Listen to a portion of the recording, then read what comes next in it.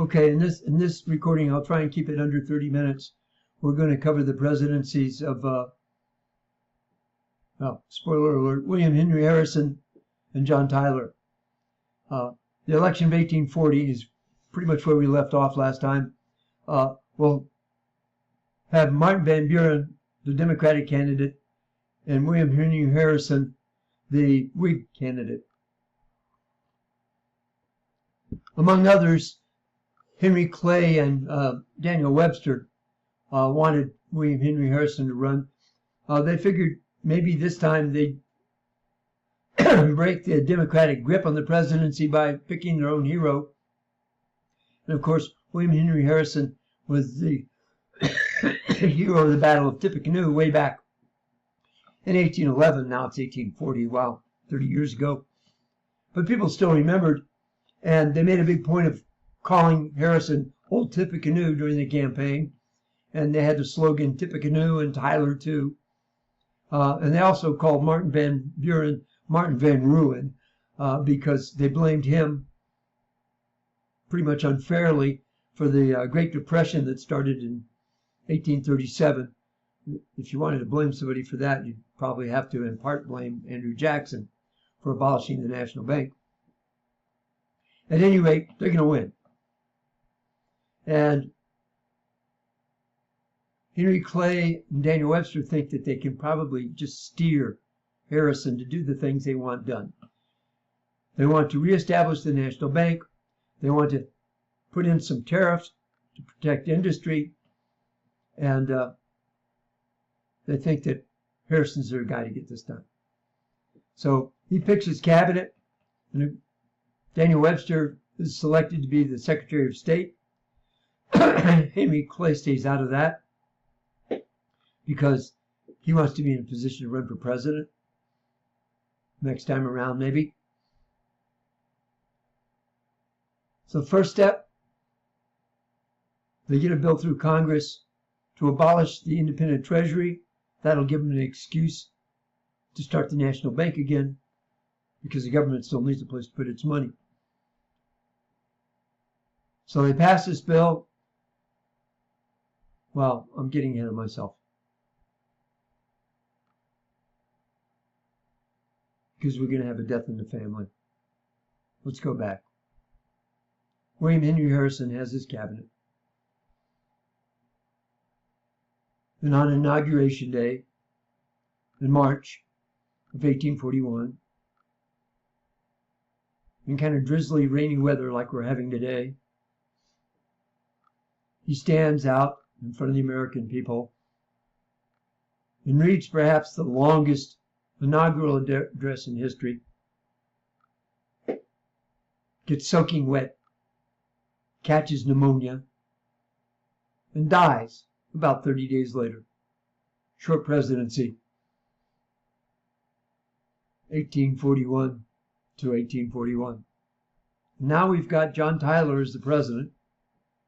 No one really knows him. He's probably called a Whig because he didn't like Andrew Jackson. Other than that, he's pretty much a dyed-in-the-wool Democrat. But they really don't know that. He's kind of an unknown, even though he's been in government. But now he's the president. And Henry Clay and Daniel Webster decide, well, we can manipulate him the same way we manipulate Harrison. And as I said, they wanted to reinstitute the National Bank and get some tariffs passed. And so, in fact, they do abolish the independent treasury, as I explained before, why they did that. And the new president, President Tyler, is going to sign off on that. He'll sign that into law. Then they're going to try one more thing. They'll try and pass a tariff law. And Tyler signs that into law. So they're kind of on a roll. And then they push through Congress a bill to reestablish the National Bank. And Tyler goes, that wasn't my idea. And he vetoes it. Uh-oh, surprise, surprise. So things aren't working out. There's old John Tyler. Let me move his picture down. See it. President of the United States from 1841 to 1845. While he's president, he does repeal the Independent Treasury Act, but he vetoes the Banking Act. At one point, they're going to override. Can't remember what veto he made that they overrode. It wasn't the Banking Act veto. A couple other things that happened while he's president before we jump into going west. There was the Creole case, and then there was the Webster-Ashburton Treaty. And the Creole case happened right while Daniel Webster was trying to negotiate with the British representative, Lord Ashburton, to settle the border issues up between Maine and New Brunswick, and to settle differences we had about how to enforce the laws against international slave trade. Both sides agreed that we didn't want the slave trade to go on. We didn't abolish slavery in our country, but we abolished the slave trade back in 1808 while Jefferson was president. So we agreed on that, but right in the middle of all that, there's the Creole case. It's a ship that's loaded with slaves. It's headed from Hampton Roads, that's near Norfolk, Virginia, to go down to New Orleans. 17 slaves, something like that.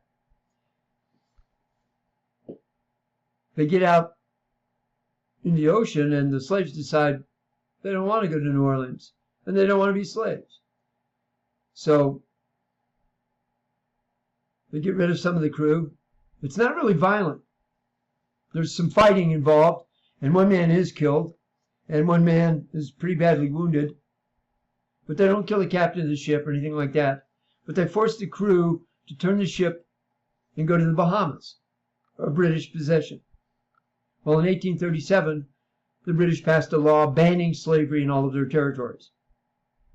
So as soon as they get there, these slaves are considered free men. Of course, there's the charge that they did some damage to the crew of the ship. And some people want to put them on trial for mutiny. And of course, the American government finds out about it, and they want the slaves and the ship returned. But the British say, first of all, you're not getting the slaves back just now. And then they release most of the slaves. And the ones that were actually involved in doing some damage to the crew members, they put them on trial. And then they decide, well, these are free people.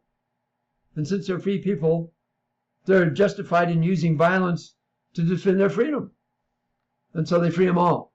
In fact, during that period of time, there were several incidents kind of like that, where slaves had got to British territory and been declared free. It caused friction with the British, but Webster and Ashburton were busy negotiating this treaty, which will be finalized in 1842. And Ashburton says, well, that happened while I was at sea on the way to come here to negotiate with you, so I can't talk about it. So they agreed not to talk about it. Webster did say you should send the slaves back, but they didn't argue about it. And they signed a treaty, which is a good thing, and it kind of went further to smoothing out relations between us and the British. And by the way, when he found out that the cabinet was planning to manipulate him and tell him what to do and all that, John Tyler called him in for a little meeting. And this is supposedly a quote of what he had to say about this. I beg your pardon, gentlemen. I'm very glad to have in my cabinet such able statesmen as you have proved yourselves to be, and I shall be pleased to avail myself of your counsel and advice. But I can never consent to being dictated to as to what I shall or shall not do. I, as president, shall be responsible for my administration. I hope to have your hearty cooperation in carrying out its measures. So long as you see fit to do this, I shall be glad to have you with me. When you think otherwise, your resignations will be accepted. And Daniel Webster stayed around, but everybody else quit. He's going to have to replace them all. But he was definitely his own man, and he was definitely no Whig. And I think John Quincy Adams summed it up. Remember, he's a congressman now. He ran for Congress after he left the presidency.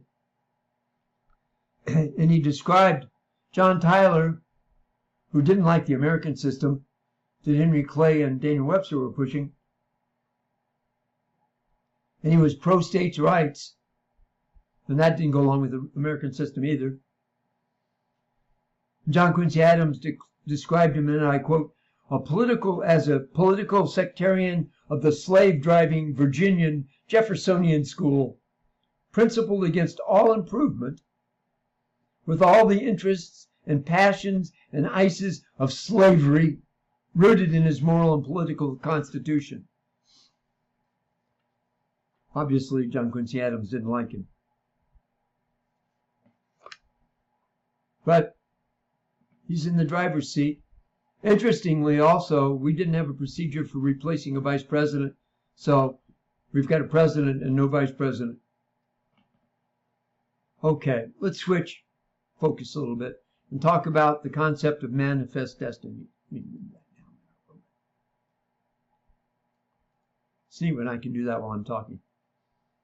Manifest destiny, what is it? Well, you'll hear politicians making speeches about manifest destiny and American exceptionalism.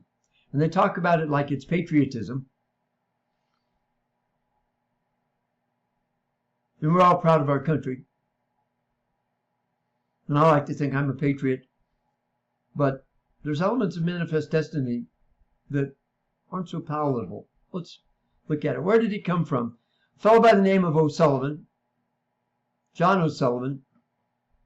He was a publisher, newspaper owner. He wanted the United States to annex Texas. And we'll talk about Texas in a minute. He also wanted the United States to get some or all of Oregon country. Maybe as far north as 54 degrees, 40 minutes. We'll talk about that later too. And in an article he wrote, he said, it's our manifest destiny to overspread the continent allotted by Providence for the free development of our yearly multiplying millions. What's he saying? He's saying it's our destiny to cover North America from the Atlantic to the Pacific. And he says, God gave us this land. That's what he means by allotted by Providence. We'd grown pretty self-confident, pretty interested in growing our country. And we thought that, most of us apparently thought that it was God's will for us to spread across the continent. But what you don't hear explained in this is who the we in the statement is. Who are we? And since you're not here and you can't answer and I can't throw it, that's just a rhetorical question, which I will answer. Basically, the we were the majority of the citizenship of the United States, which was white, Anglo-Saxon, and Protestant. Okay, let's go a little bit further. I've got a slide that simplifies manifest destiny. It's like a three-legged milking stool, if you've ever seen people milk cows by hand. One leg of the stool, the belief that God's will was for the U.S. to spread across the entire continent. I can buy that. Another leg was we believed that American democracy was, and still do, most people do, a unique and superior civilization. I'm proud of our civilization. It's got some warts, but I'm proud of it. But that leads to something that we'll call American exceptionalism. Now, to you and me, it sounds patriotic. We're the best. No, it's like the antelopes say, we're the best, and the post antelopes say, we're the best. We'll see tomorrow night. But look at it from a different point of view. Let's say, I know we're not getting along all that well with China right now. Let's say I go over to China, and I go up to my Chinese friend, colleague, or acquaintance, and I say, you should be civilized, like me. In fact, since I come from a superior civilization, be more like me. This is a man from a country 200 years old or something like that, telling a man from a country that's 4,000 years old how much better my civilization is than his. Now, I can accept that I really, really like my country and the way it is, and the way it's organized, and the freedoms I have. I certainly prefer it to what China's like. But who makes me the arbiter of whose civilization is the best? That's pretty arrogant, isn't it? You go to somebody else's country and you look at them and say, be like me. I'm better than you are. That sounds pretty darn arrogant. So that's leg number 2 of Manifest Destiny. And leg number 3 is basically that general notion that we are white. The general notion of white supremacy. That makes Manifest Destiny sound pretty bad. I mean, the picture we all get in our little golden book of history is pretty romantic. Going west. Look at all the pioneers there, and the ladies and their children, and the covered wagons, conquering the West. Of course, if we were American Indians, we might have a different view of it. If we were people of African origin, we might have a different view of that. So there's different views, to be fair. Okay, let's talk about settling the far west. Let's start out with Texas. Then we'll move over to California, and then I'll introduce Oregon, and that'll be the end of this little talk. So, Mexico got its independence in 1821, and we'll talk about that in just a second.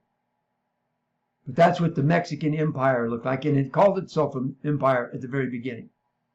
How's the War of Independence go? Well, it starts in about 1810, and it's mestizo people, the mixture of Spanish and Indian, and Indios, the Indians, starting to rebel against the harsh authority of the Spanish. On the other side of the argument, you've got the Peninsulares, who think they walk on top of the world. They're the people who were actually born in Spain and came over. And you've got the Criollos, who are also, at least they claim to be, pure-blooded Spanish, but they were born in Nuevo España, or New Spain, or what we now call Mexico. The early people that rose up were led by a fellow by the name of Miguel Hidalgo, or Miguel Hidalgo y Costilla. And this begins an actual movement for independence. And once it started, there weren't all that many people that were supporting him, but the Spanish government in Mexico City didn't like it, and they're going to finally catch Hidalgo and kill him. But the movement goes on, and a few years later, another priest, Jose Maria Morelos, is going to gather people around him and declare independence again.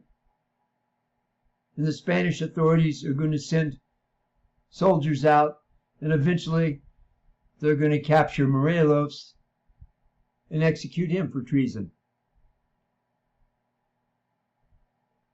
But you can kill the leaders, and new leaders will just pop up. And you're talking about independence movements.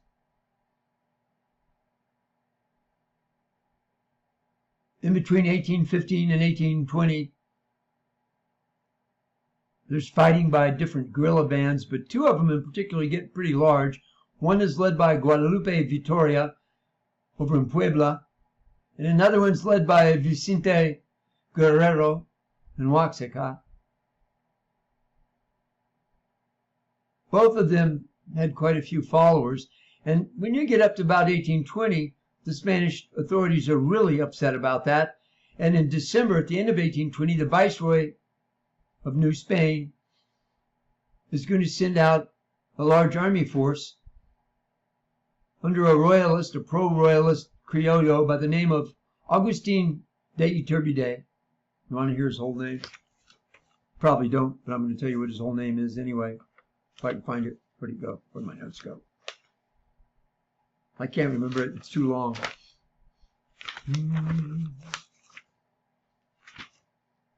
Oh, here it is. His name is Gregorio Antonio Ignacio Hidalgo Costilla y Gallaga Mandarte Villaseñor. We'll just call him Iturbide. And his second in command is also an interesting guy. Wait a minute, I got that wrong. I just read you Don Miguel's name. Iturbide's name is even better. Agustin Cosme Damian de Iturbide y Ramburo. And his second in command is a fellow by the name of Antonio Padua Maria Severino Lopez, and you know this next name, de Santa Ana y Perez de Lebron, and we'll just call him Santa Ana. So you got Generals Iturbide and Generals Santa Ana going out to stomp on the rebels. But they're both criollos. And the thing is, the Peninsulares lorded over the criollos too. They send them out to do the fighting. And Iturbide and Santa Ana decide, why are we helping the Peninsulares? They're not very nice to us. So they join the other side. And they bring their armies with them. And they turn on the Spanish government. And they form the Army of the Three Guarantees. Iturbide's the boss. The guarantees are that Mexico will become an independent monarchy, but still be under the House of Bourbon. They just won't be under the Peninsulares in Mexico City. The second guarantee is that criollos will no longer be under the Peninsulares. They'll be equal to them. I don't know what they said about the mestizos and Indios. And the third thing they said was the Roman Catholic Church would retain its high position in this whole issue. And in September of 1821, this Army of the Three Guarantees is going to march right into Mexico City, and that's the end of it for the Spanish. Now, once the army gets there and takes over, they're not really sure how to organize things, and they're used to being under a king. So the army is going to make Iturbide the Emperor of Mexico. That's why I called it the Mexican Empire. That lasts between May of 1822 and March of 1823. Then they'll decide they don't want an emperor. So that's the Mexican Empire. Right there is the original Texan colonies. Let's talk about that. 1823. Moses and Stephen Austin asked the Emperor Iturbide to approve a colony over in the eastern part of what we now call Texas. He set several conditions, and in fact they passed a law about colonization because it's an empty place. There's not many people there. Maybe as many as 1,500 people in the whole territory of Texas, not counting the different Indian tribes. So Iturbide thinks maybe it's a good idea to populate that area, as long as they promise to be loyal to the government in Mexico City They all convert to Catholicism, and they don't bring any slaves with them. Of course, basically what these guys are going to do is bring slaves with them that call them our friendly workers or something. And they probably have their fingers crossed when they convert to Catholicism. But otherwise, they try to behave because they like what they see when they get there. And eventually, in 1825, there'll be 3 more colonies like this formed. They called these guys that founded the colonies impresarios, and it wasn't just people from the United States. There were also people of Hispanic origin that wanted to go up into this area. And by the way, they interacted. There was no enmity between the ones that came from the U.S. and the ones that came up from other places, because they're all in the same boat. Now, one of them, Hayden Edwards, decides he wants to make his colony into its own country. That was a step too far, and Stephen Austin and Green DeWitt and De Leon, they tell him, shut up and behave yourself, you're going to spoil a good thing.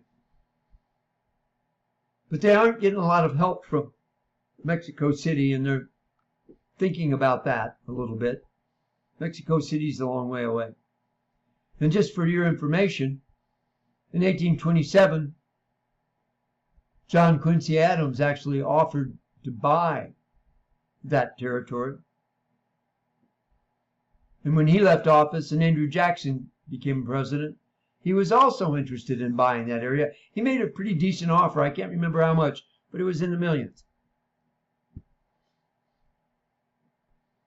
The government of Mexico wasn't interested in selling.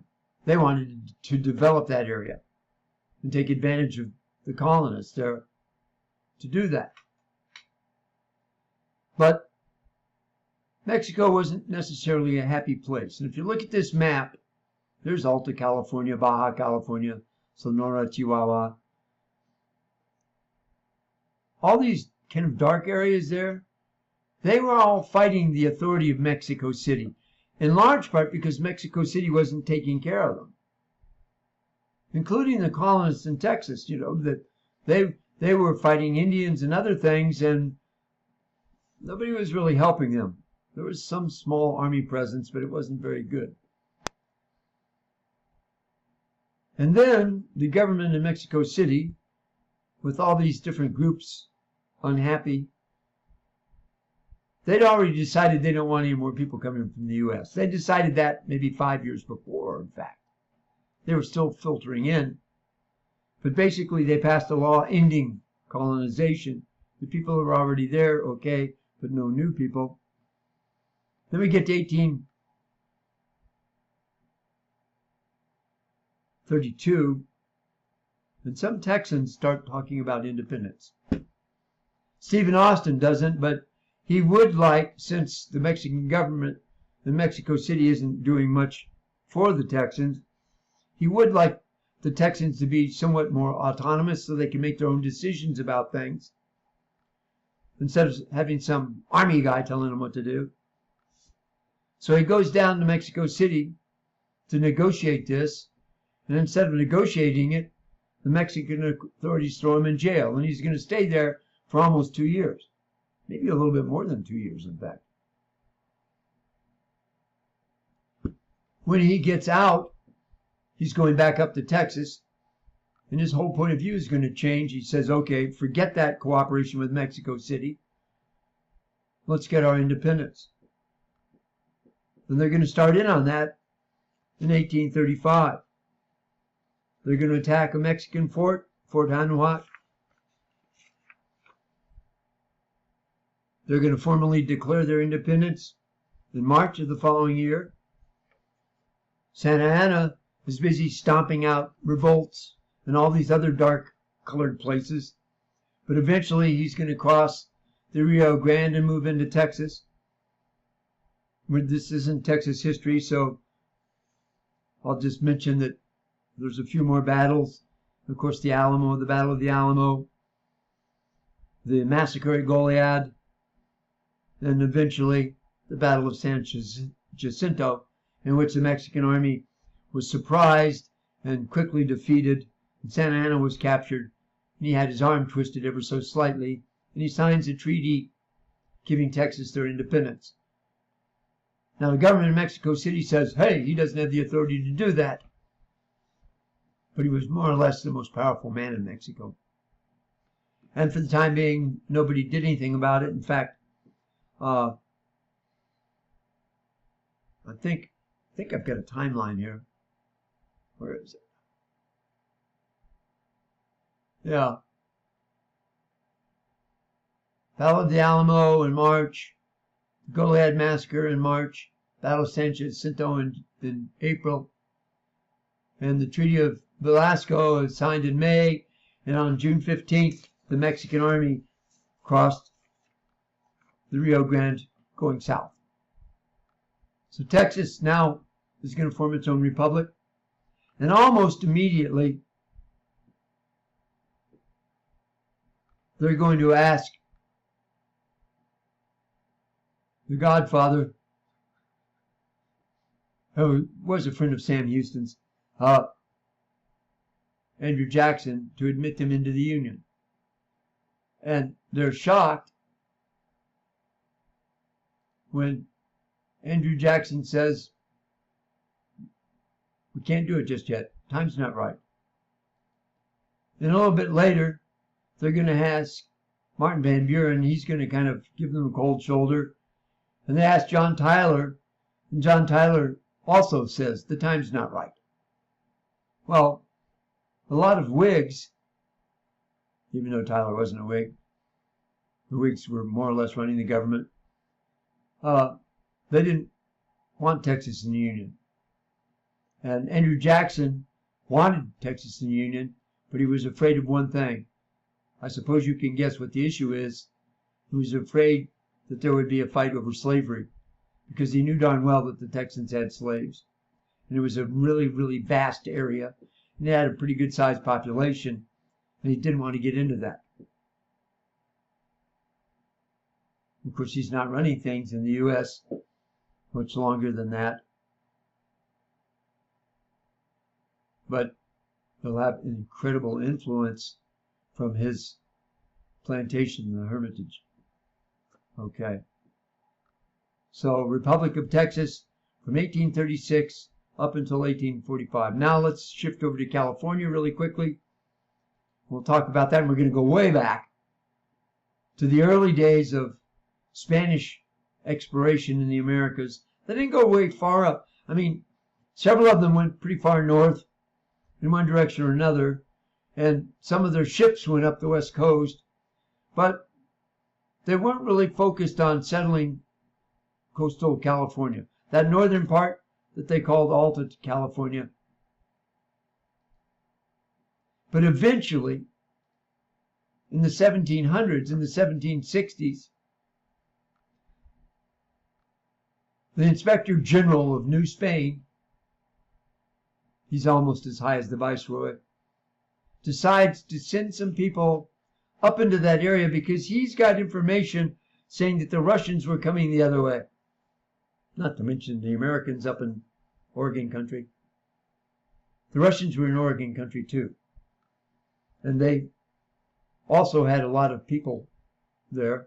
So they had some legitimate claim. To block that, Jose Galvez sends missionaries up north. Let's convert all the Indians to Christianity, set up missions, and that will kind of be the beginnings of populating the area to prevent the Russians from spreading to the south. So he picks a Franciscan friar, member of the Order of Friars Minor. Sometimes, and I think at that time they were already being called the Capuchins. His name was Junipero Serra. I'm skipping slides. But there he is. He's going north. He was really ambitious to do it too. Because He was a religious man, and he wanted to spread Christianity. And he also understood that it might be economically important to New Spain. And it gave him power, and it gave him support from the Spanish. So he's going to start establishing missions. He's going to do the first 9 of what eventually is 21 Spanish missions in California. And they range all the way from San Diego up to San Francisco. And that area was called Alta California. Down below that was what we still call Baja California, Lower California. Those are some of the missions. And at least 3 of those actually are the mission that was originally built. At least parts of them. They're, of course, refurbished or they're well cared for. But those are the originals. The first one founded was in 1769, San Diego de Alcala.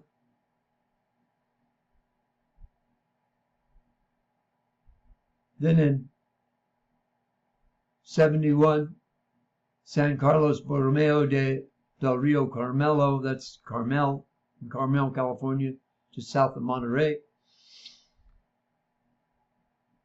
And then 3 others. San Juan Capistrano, the famous swallow, place where the swallows nest and then fly away in the cold weather and then come back again. There's songs written about it. San Luis Rey, that's right kind of at the back door of Camp Pendleton near Oceanside. Santa Barbara, near that city. All the other 9 he founded. That's a list of them. Got it memorized. Moving to the next slide. Now the thing about the Franciscans when they were converting Indians is that by converting them, they more or less put them under control of Spain. And by converting them also, they were almost turned into slaves. You know, walk in peace, my son, you're now a Christian, and by the way, God wants you to work in my farm. That kind of thing. It sounds a little bit cynical, doesn't it? Indians that didn't get converted and didn't like seeing their cousins converted are going to start resisting this, and there's going to be some violence, which is going to cause the Spanish army that went along with the Franciscans to have to fight the Indians, and they didn't like that. And eventually, they're going to get really, really angry about the Franciscans causing trouble with the Indians. And eventually, the Spanish government is going to pull the Franciscans out of California. Oh, they won't close down the missions. But what they want to do is populate California so the Russians can't get it, or anybody else. And eventually, you're going to have a population of about 8,000 people of Hispanic origin on giant estancias that were Spanish land grants. The King of Spain gave it to people he liked, and they're going to settle all up the coast of California. They call that Alta California. There'll be a governor that's in charge of all of California.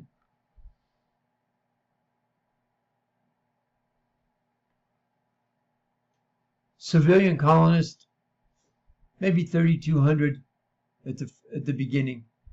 Eventually, it's going to grow.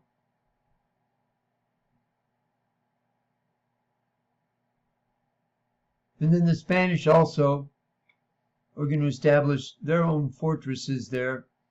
They call them presidios. Some of them are still there, more or less. The Presidio of San Francisco, there's actually some remains from the Spanish fort. The Presidio of Monterey, I don't think there's any remains, but there's a military base there, and they still call it the Presidio of Monterey. Down in San Diego, there was another one. In Santa Barbara, there was another one.